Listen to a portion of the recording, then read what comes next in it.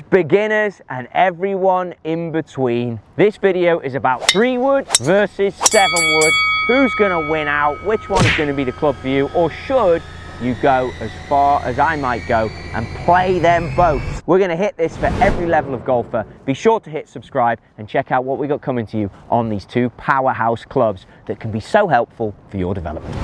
Okay, Average Joe, we're going to start with you. I've got the 7-wood in hand in order to kick this off. Notice today at the Kingdom, I've put down my 3rd line in my tour aim. Reason being, we're going across the cut line, and whenever you're doing a fitting or you're testing a golf club, you want your orientation. My orientation feels a little off. So by putting down that 1st line, it's easy for me to pick a target, get into it, club goes in first for me, one look is good for me, and then waggle and go.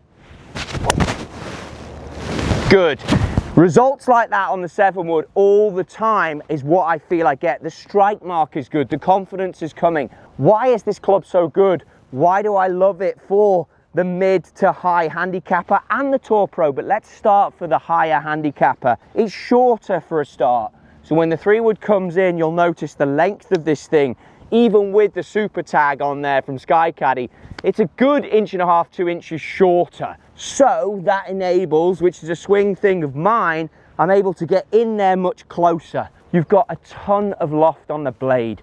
As I play more and more golf, I realise that seeing a lot of loft helps me because I don't back up to hit it in the air. If you are struggling to get fairway woods in the air, the 7-wood's going to be your friend. We know this thing as a powerhouse. Today's video is about 3-wood versus 7-wood. If you want to watch Is This Club Right For You, it's down in the description. That's why you should subscribe. But having this, it's a very friendly golf club to hit. I've hit a couple of balls, one on camera, one off. There's no markings on the turf. The turf interaction is easy.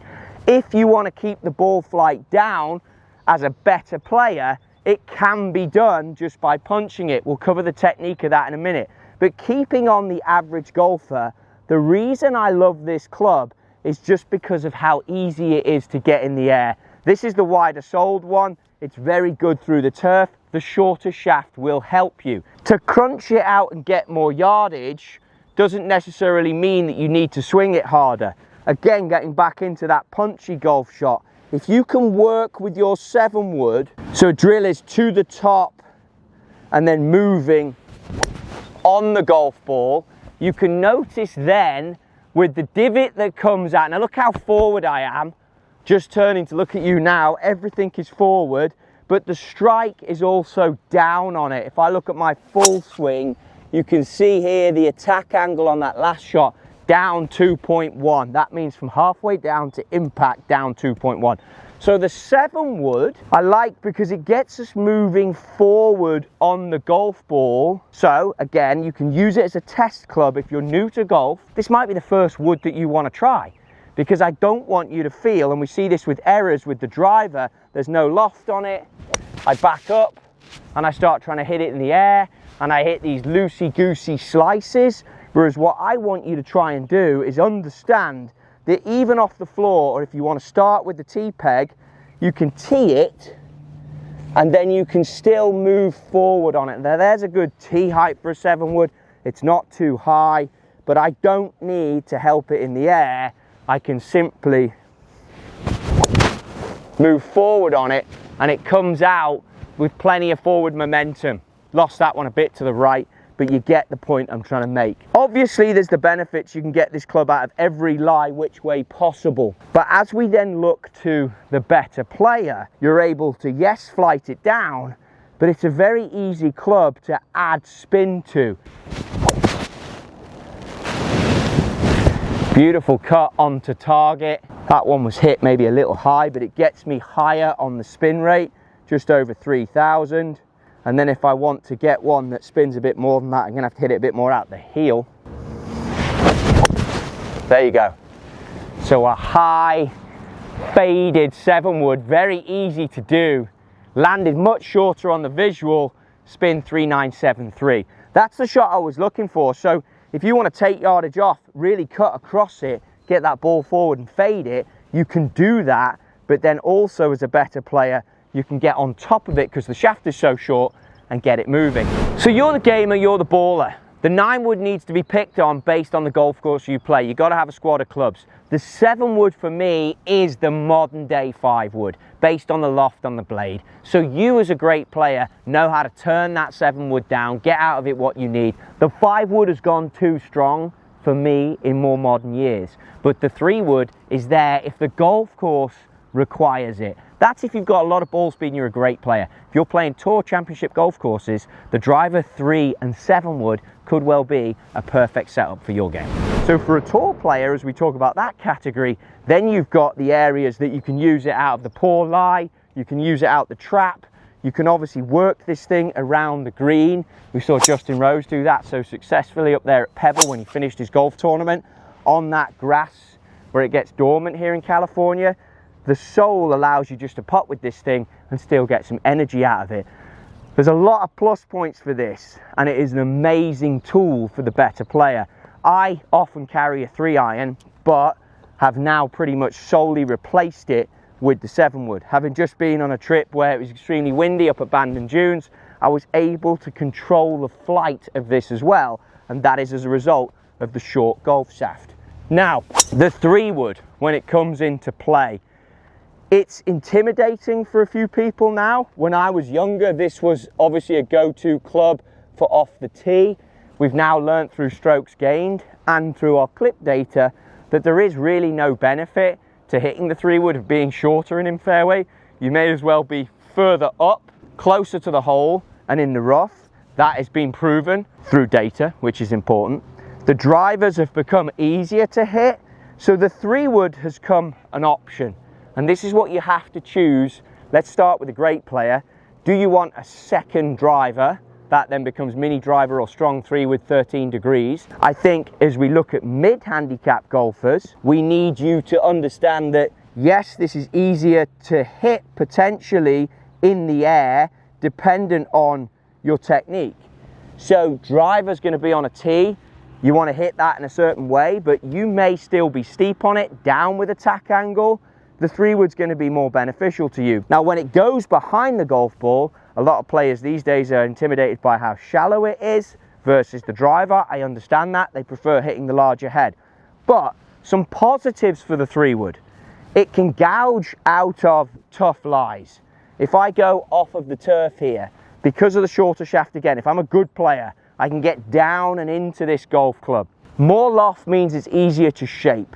Right now I'm struggling to draw the golf ball a little bit, but with that little bit more loft, it's an easier, and I'm challenging myself here, I'm going to aim a little bit right, but it's an easier club to draw versus the driver. So there, because there's loft, it's easier for me to present the loft and get it turning over and create a spin rate that's spinny enough, because spin will keep the ball in the fairway for you and go straighter. Obviously for par 5s, this club needs to be dialed in on longer golf courses, so let the golf course you play dictate it. I think it boils back to beginner golfers, can you hit driver? If not, low tee 3 wood.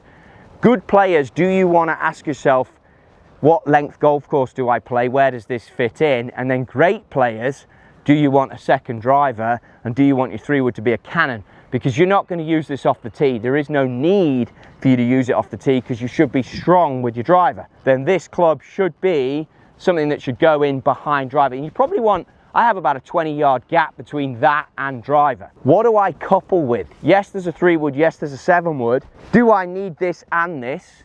Do I need this 5 wood in the middle and 7 wood? Do I want 7 wood, 9 wood? We're going to get to all that. But this combination for me of these two, without a 3-iron and with an extra wedge, that is my go-to starting squad at the moment, and we'll bring you a what's in the bag.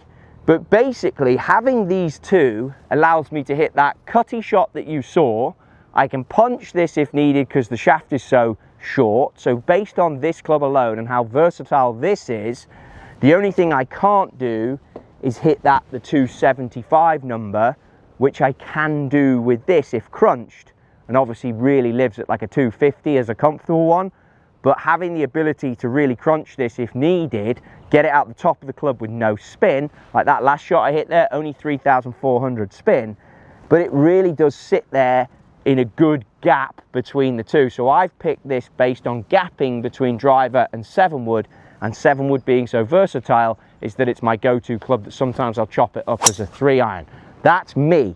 But I think for good players, it's those questions that I put to you about the 3-wood, but it's definitely a 1-2 combination, a 1-2 punch that you should consider in your 7-wood being versatile, and then your 3-wood being able to do the job that you need it to do when you choose it. I think if you're new to it and you're working in, 7-wood's a good way to start. Don't help it into the air, then progress with 3-wood, try and drive that forward as well, and then use a nice high tee. And providing you've gone through that process, you'll then be able to sweep the driver off the tee and you'll get more success from that. If you go into using the 3-wood and you're steep, meaning you hit down on it, and then that's how you launch it low and spin it, that's going to put you a bad place for your driver fitting down the line. So really understand, it's got to be the draw that I hit where you scoop it off the ground with a 3-wood and you stay nice and shallow on it. So I think whenever I hit 3-wood, I try not for there to be too much turf interaction, because that puts me in good stead to hit my driver. So really, if you do it properly as the beginner or the medium golfer, medium amateur level, you can slowly work into the driver rather than get sucked in straight away.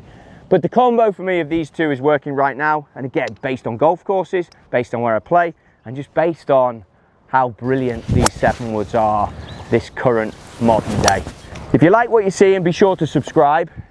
Everything we bring out here is designed to help you with your club choices. Treat your golf clubs like a squad. I don't want you to get stuck on just 7-wood, 3-wood, oh that's got to be for me. No chance. If you like the 9-wood, go for it. If the 5-wood stronger does what both of these clubs can do and still fills the gap because you like a hybrid or a rescue club, that also works too. You've got to be comfortable with the hybrid if that's the route you're going to go down, which is a totally different video that we might bring to you later in the season. There are benefits to the hybrid, but obviously the 7-wood is a little bit more versatile for me, and that's my footprint and my choice as a golfer for my own set. Hopefully this helps. Check out more videos by subscribing down below.